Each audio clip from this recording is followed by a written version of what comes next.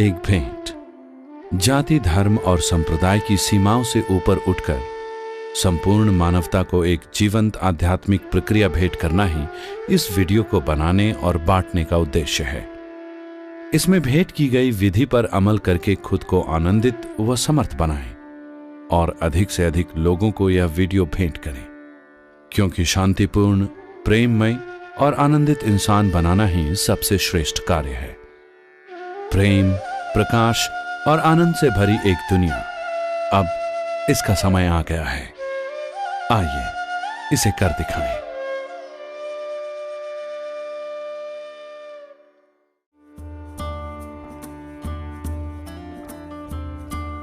ईशा क्रिया इस धरती पर उपस्थित हर व्यक्ति को आध्यात्मिकता की कम से कम एक बूंद प्रदान करने के आंदोलन का एक हिस्सा है।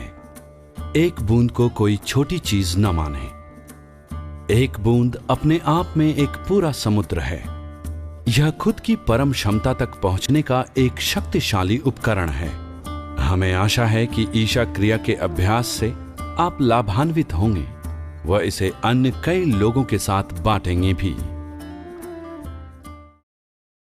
ईशा क्रिया का अर्थ है, ईशा मतलब सृष्टि का मूल, यानी कि सृष्टि का जो स्रोत है उसे हम ईशा कहते हैं।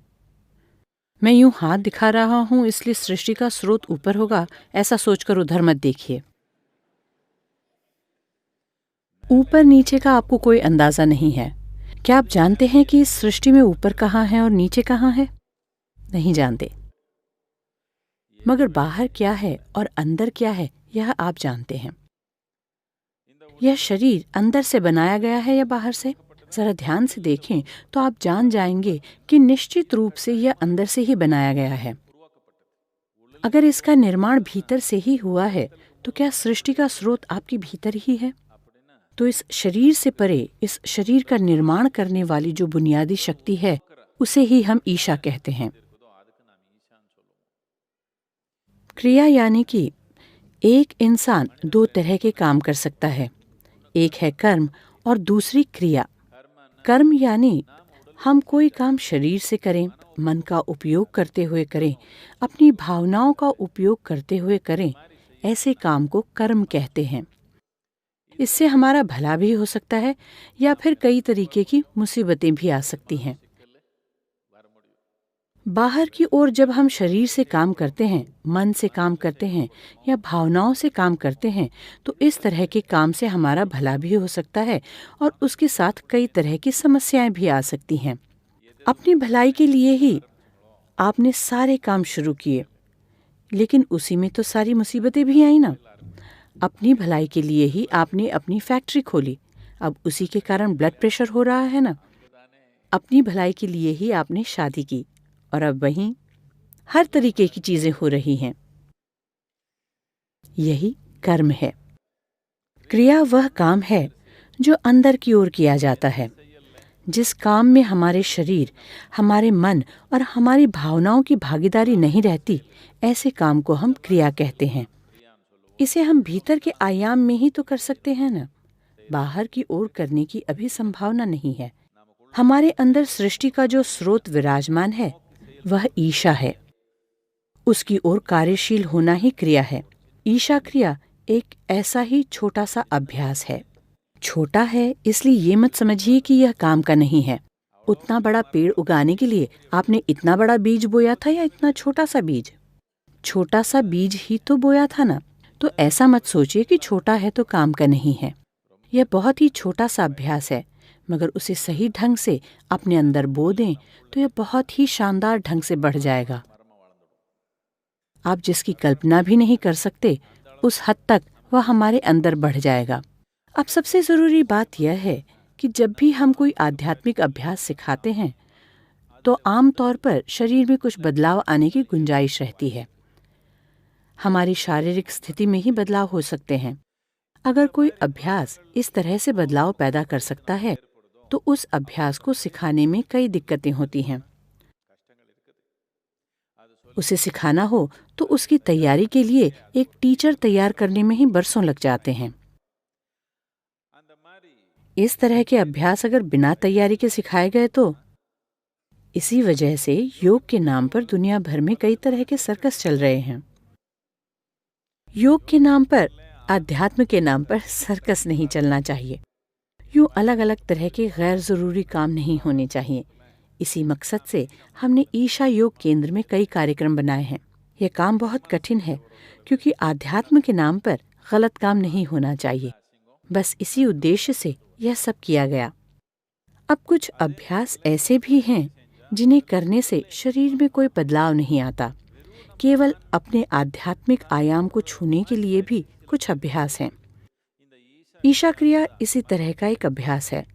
शरीर में कोई बदलाव नहीं आएगा, इसलिए कोई भी इसे सिखा सकता है और इसे कहीं भी सिखाया जा सकता है। इसके लिए बहुत सारी चीजें नियंत्रित करना जरूरी नहीं है। ईशा क्रिया एक बहुत ही सरल अभ्यास है। सब कुछ हमारे ही पास है, कुछ अलग ढंग से उसका प्रयोग करना है बस। आपकी सांस चल रही है, देखिए। हंसने से क्या होगा, देखिए चल रही है या नहीं। अभी है, लेकिन यह मत सोचिए कि हमेशा रहेगी। एक दिन यह नहीं रहेगी। एक बार चेक करके देखिए चल रही है क्या। चल रही है ना, चल रही है। इन बातों को आप हंसी मजाक में न लें। यह कोई साधारण बात नहीं है। सांस चल रही है यह कोई सामान्य बात नहीं है। जब आप सुबह जागते हैं, अगर सांस तब भी चल रही है तो यह बहुत बड़ी बात है ना। अभी भी चल रही है। रात को लेटने के बाद सुबह जगने से पहले कितने ही लोगों की, लाखों लोगों की सांस बंद हो गई आज रात। हमारी अब भी चल रही है। यह बड़ी बात है कि नहीं?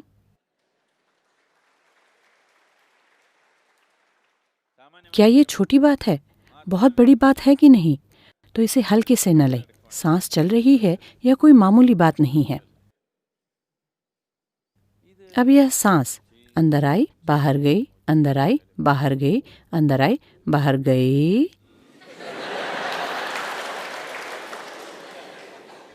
अगर अगली सांस अंदर नहीं आई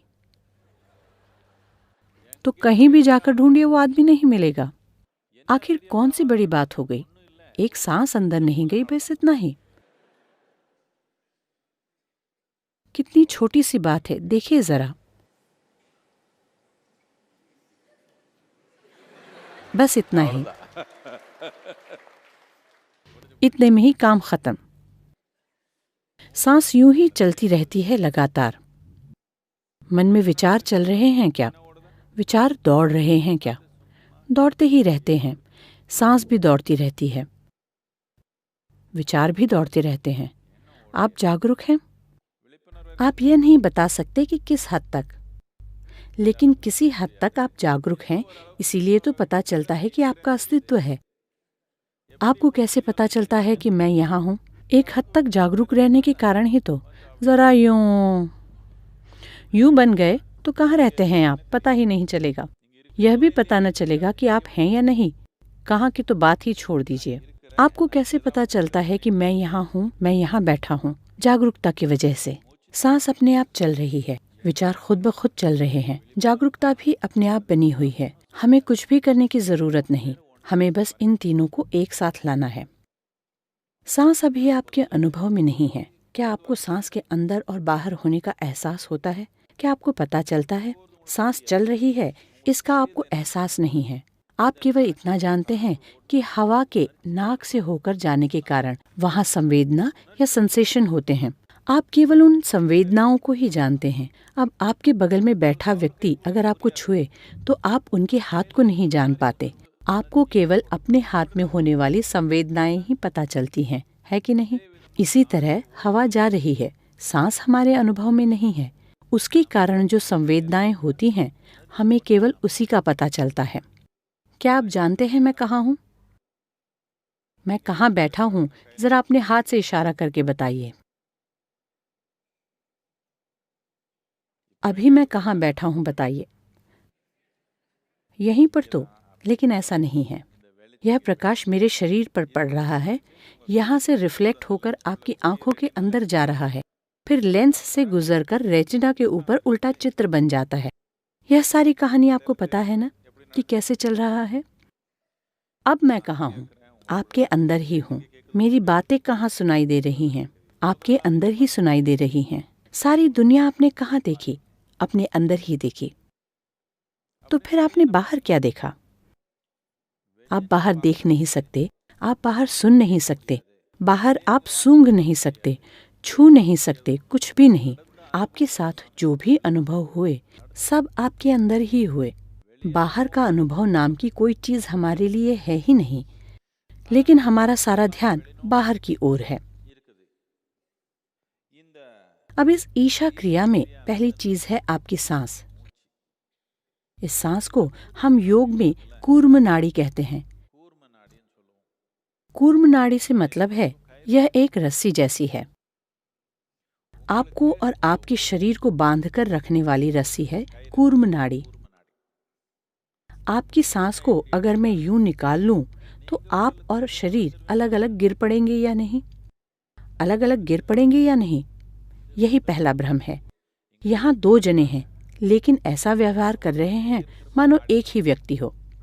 अगर मैं आपकी सांस खींचकर निकाल दूं, तो यह शरीर यहाँ गिरेगा, आप कहीं और।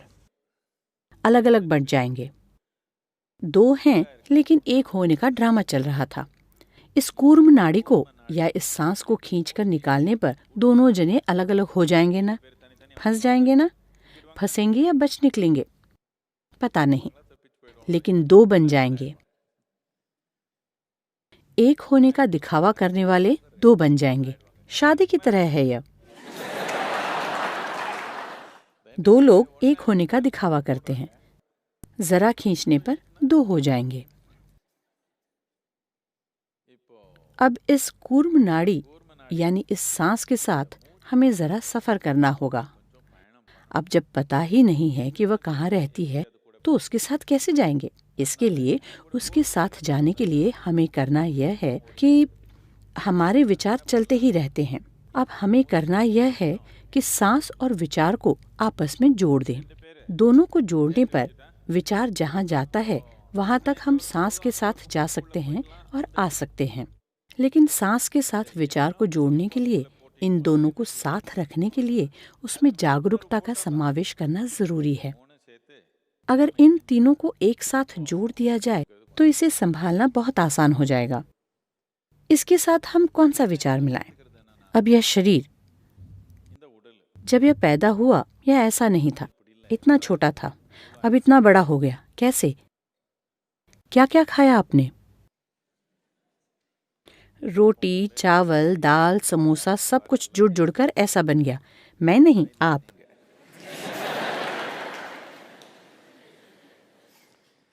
सब कुछ जोड़कर यह खाए हुए खाने का एक ढेर ही है ना? या फिर दूसरे शब्दों में, इस धरती की मिट्टी को लेकर ही तो हमने इसका निर्माण किया है। इसे हमने इकट्ठा किया है। जिसे हम इकट्ठा करते हैं वह हमारा हो सकता है, लेकिन हम उसे मैं नहीं कह सकते। ऐसे ही बात करते करते यह घंटी यह हमेशा मेरे पास ही रहती है।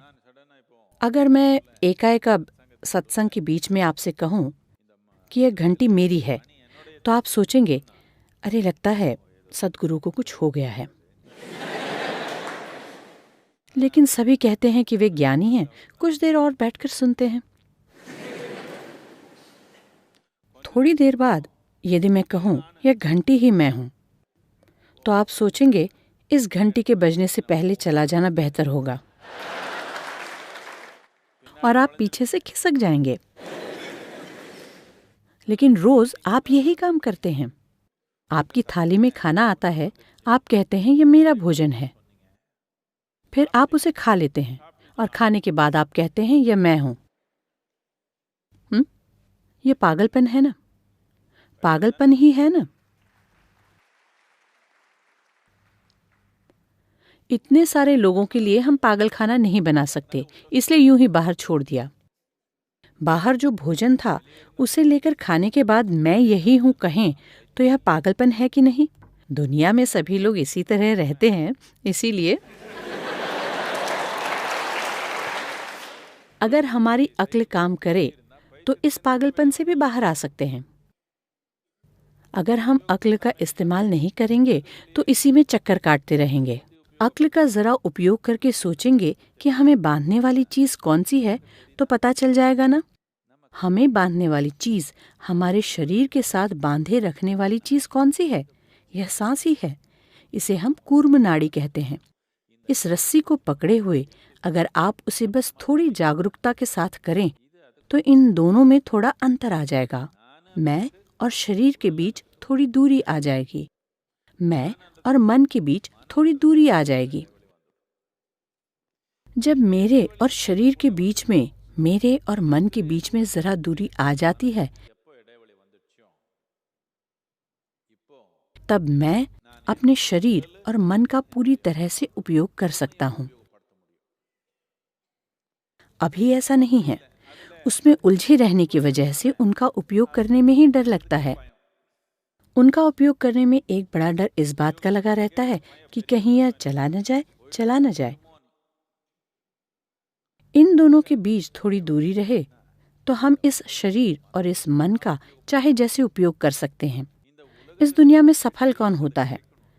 जिस इंसान में इस शरीर और मन का पूरी तरह से उपयोग करने की क्षमता हो, उसी को कामयाबी मिलती है। यही नहीं, अगर हमारे जीवन में दुख आए हैं तो वे कहाँ से आए हैं? दुख शरीर में होता है या मन में होता है? किसी और तरह का दुख पता है आपको? और किसी भी तरह का दुख जानते हैं आप? केवल दो ही तरीके हैं। दुख या तो शरीर में होता है या मन में। दुख या शरीर के जरिए आ सकता है या मन के जरिए आ सकता है। अब अगर इस शरीर और हमारे बीच अगर एक दूरी आ जाए, अगर इस मन और हमारे बीच एक दूरी आ जाए, तो दुख नाम की कोई चीज नहीं होगी हमारे जीवन में। जब हमारे अंदर दुखी होने का डर नहीं होता, केवल तभी हम पूरी तरह से अपना जीवन जी सकते हैं। जब तक हमारे अंदर दुखी होने का डर है, तब तक हम अपने जीवन में एक भी कदम पूर्णता के साथ आगे नहीं बढ़ा सकते। हम केवल आधे अधूरे कदम ही उठा रहे हैं। पूरे जीवन में आधे अधूरे कदम लेते रहने के कारण जिंदगी ही आधी अधूरी हो गई है। आधी अधूरी जिंदगी बस यातना ही है। यदि आप पूरी तरह से जीवंत रहें तो ये बढ़िया है। जान जाने के बाद बढ़िया रहेगा या नहीं पता नहीं, लेकिन आपको आधी जान का बना दें तो ये यातना ही है ना। बहुत बड़ी यातना है कि नहीं? अब इंसानों के जीवन में यही सबसे बड़ी तकलीफ है। हर चीज में दुख है। कोई भी काम पूर्ण रूप से करते नहीं बनता। न हंस सकते हैं, न रो सकते हैं, न नाच सकते हैं, न गा सकते हैं। कुछ भी करना नहीं आता, तभी तो थिएटर में जाकर फिल्म में रजनीकांत जो करते हैं उसे देखकर आना पड़ता है। अपना जीवन पूरी तरह से जीना हो तो हमारे अंदर दुखी होने का डर नहीं होना चाहिए। तभी हम पूरा कदम उठा सकते हैं। पूरा कदम उठाने पर ही इसे पूर्ण जीवन बनाने का अवसर मिलता है। सांस, उसके अंदर एक विचार मिलाना है। विचार उसके साथ जोड़ना हो तो वह जागरूकता के बिना नहीं हो सकता। ये तीनों अगर एक साथ काम करेंगे तो एक तरह की परिस्थिति का निर्माण होगा। इस परिस्थिति को, इस सत्य को अगर आप पूरे शरीर में फैलाना चाहें तो उसके लिए एक तरीका है। आइए इस पर गौर करते हैं। अब बुनियादी तौर पर हमें करना यह है कि अंदर आने वाली सांस के साथ एक तरह का विचार जोड़ना है। बाहर जाने वाली सांस के साथ एक और विचार जोड़ना है। कौन सा विचार? सांस अंदर लेते समय मैं शरीर नहीं हूँ और सांस छोड़ते समय मैं मन भी नहीं हूँ। सच है ना? सच ही है ना? जिसे आप शरीर कहते हैं वह बाहर से इकट्ठा किया है ना? मन में जो कचरा है वह भी बाहर से ही जुटाया है ना? आपने बाहर से जो इकट्ठा किया है वह आपका हो सकता है, लेकिन उसे आप कभी भी मैं नहीं कह सकते। इस सत्य को हमें अपनी सांस के साथ जोड़ लेना है। मैं शरीर नहीं हूँ, मैं मन भी नहीं हूँ। मैं शरीर नहीं हूँ, मैं मन भी नहीं हूँ। हमें अपना हाथ हथेलियों को ऊपर की ओर करके रखना है। आपने शिवा काशी वाले कैलेंडर बहुत ज्यादा देखे हैं। मैं कुछ भी कहूँ आप ऐसे ही पकड़ेंगे, उसकी जरूरत नहीं है। हाथ को इस तरह से बिल्कुल ढीला रखना है। अपनी रीढ़ को जितना हो सके उतना सीधे रखना है। अगर आप ऐसा नहीं कर पा रहे हैं, अगर आपकी रीढ़ रस्सी की तरह हो गई है, एकदम कमजोर हो गई है, तो जरा पीठ का सहारा लेकर बैठ सकते हैं और पालथी लगाकर इस तरह से बैठिए। इस तरह बैठकर हमें अपने सांस के साथ दो विचार जोड़ने हैं। सांस अंदर लेते वक्त मैं शरीर नहीं हूँ, सांस बाहर छोड़ते वक्त मैं मन भी नहीं हूँ। यह विचार जितना लंबा रहता है, सांस लेने में उतना ही समय लगना चाहिए, सांस छोड़ने में उतना ही समय लगना चाहिए। इस तरह चंद मिनट तक 7 से 11 मिनट तक करना चाहिए। आज हम 7 मिनट तक करेंगे। 7 मिनट तक यह चलना चाहिए। उसके बाद क्या करना है? आ की ध्वनि का 7 बार उच्चारण करना है। अब हमारा ज़माना ऐसा हो गया है कि एक छोटी सी बात बताएं तो भी उसकी व्याख्या करनी होती है। केवल कहने मात्र से करने वाले लोग बहुत कम ही हैं ना। बाकी लोगों को सब बताना पड़ेगा कि आ किस लिए, आ किस लिए करना है। मैं पा करूं तो आ इसलिए क्योंकि हमने यूं ही बिना किसी कारण के आ को पहला अक्षर नहीं बनाया। यह बहुत सोच समझकर किया गया है। जिस तरह से हमारा एक भौतिक शरीर है, उसी तरह से एक मानसिक शरीर भी है और एक ऊर्जा शरीर भी है। इस ऊर्जा शरीर में 72,000 नाड़ियां हैं। ये 72,000 नाड़ियां 114 जगहों पर मिलकर फिर बंट जाती हैं। इसे एक जंक्शन बॉक्स ही समझ लीजिए। सब जगह बिजली प्रवाहित हो रही है, जगह जगह पर जंक्शन बॉक्स लगे हुए हैं। इस तरह 114 जंक्शन बॉक्स हैं। इनमें 112 शरीर के अंदर हैं, 2 शरीर के बाहर हैं। इन 114 जंक्शन बॉक्सों में ये नाड़ियां मिलकर फिर बंट जाती हैं। लेकिन सिर्फ एक जगह ऐसी है जहां सभी 72,000 नाड़ियां आकर मिलती हैं और फिर बंट जाती हैं।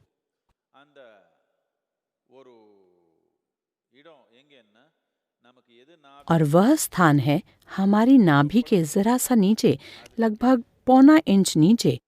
इसे हम योग में मणिपूरक कहते हैं।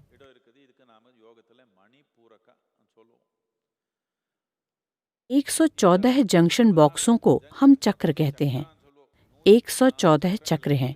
इनमें से यह एक चक्र है। सिर्फ इस मणिपूरक चक्र में 72,000 नाड़ियां मिलकर फिर बंट जाती हैं। अगर आप आ शब्द का उच्चारण करते हैं तो आप देखेंगे कि उसके कंपन आपकी नाभि के करीब 1.25 इंच नीचे शुरू होते हैं और शरीर में हर तरफ फैल जाते हैं। इसे अनुभव करके देखिए। अपनी आंखें बंद कीजिए, अपनी रीढ़ को सीधा रखिए, आ शब्द का उच्चारण कीजिए और कंपनों को महसूस कीजिए।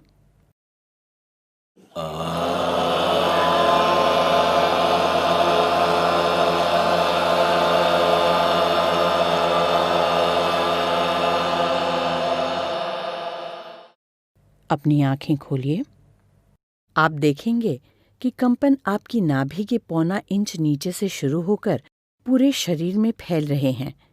यह एकमात्र ऐसी ध्वनि है जो कंपनों को पूरे शरीर में फैलाती है। हम कोई चीज बनाते हैं और उसे पूरे शरीर में पहुंचाने की इच्छा करें तो हमें उसे इसी स्थान पर ले जाना होगा।